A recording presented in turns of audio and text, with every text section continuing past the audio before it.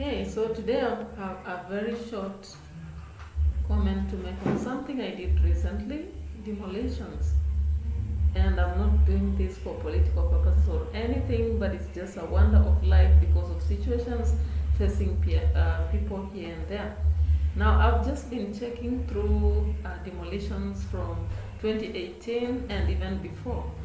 And I'm talking about this because of investors, because most times when we are young, we're excited and want to venture into these things without really knowing that we actually have to do groundwork and check on what we are actually doing. So I've been checking on about four aspects of demolitions, and recently I talked about Mavoko, and I was just asking questions anyway. So today again, I've been researching on this and established that Mavoko actually was a property by East African Portland Cement. So obviously my question is, why the people do not know actually why this property was belonging to Portland's, and they kept buying and buying, and they are now called grappers.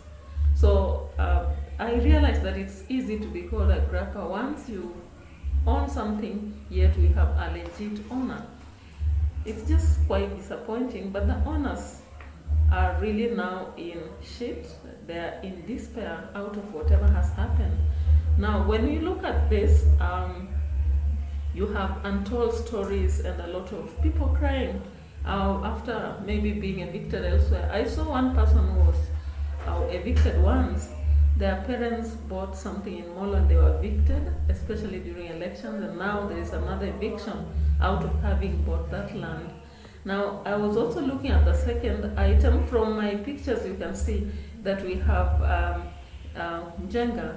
Njenga is, Mkurukwa Njenga was a place that was owned by Orbit, and when people are buying it, they bought it not knowing that it's something that it's owned by the public. So when we had a road that had to be expanded, and so during such a time, it was necessary that the government has to take what is theirs, and that was in March 2022. You saw that a man who has invested a lot, and he had to be evicted.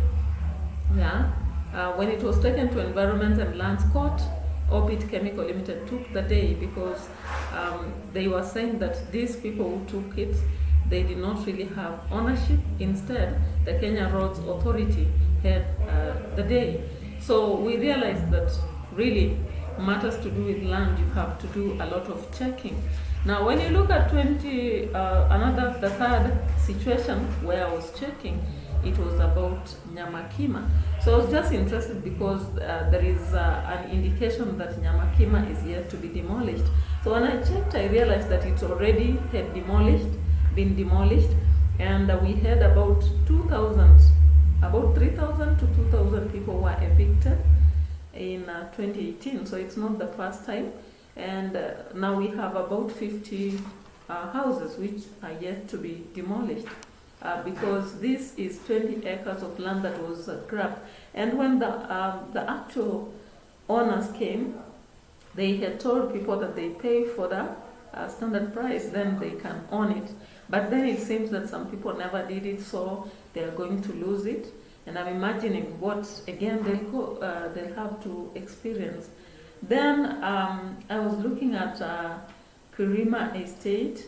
So when you look at Kirima Estate, it's a common matter that all of us are also looking at it. It is said that the original owner is an Italian, and on the other hand, that is Domenico. And when you look at the other hand, it said it belongs to Kirima family. And so when the wife and the daughter went to court, they were given a go-ahead. And so there is clashing stories around it. And so the people who own, or they settle in that land, they are facing possible eviction. Now we have the last item that I was checking on, and it was Syokimau. Syokimau, I was looking at this land that was owned by Jumbo. Jumbo Foster Settlement had about 500 acres. We have Ungani Settlement with 1,100 acres, and Mlolongo brothers, they had 100 acres. Now already they have gone down because the KAA, yeah, they already have documents in, and since 1999 nobody was supposed to build on that land. So though they had secured a lot of loans, about 20 million and more, using collateral documents from that land, and they had built standard houses and they believed it was theirs, but now there's a different story turning up. So I'm just wondering, is it the problem with the survey people? Is it the Nairobi or the city, the city council, so that they don't actually have the correct map or the right map? Because again, I was checking on documents which Citizen had, and they were saying the previous map was showing different from what the current one is showing.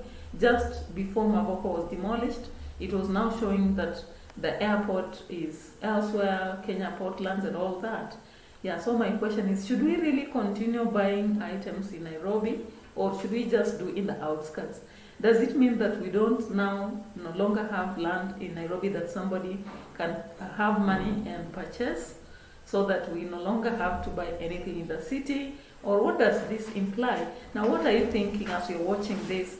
And I'm welcoming most of you to do this because I'm doing some reaction videos on different things, and I'm just doing one soon on CBC.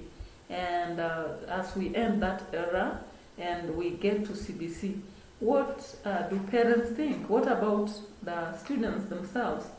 Yeah, so I'll be coming up with that, and I wish I had that opportunity to maybe talk to some people here and there, so that we understand these things.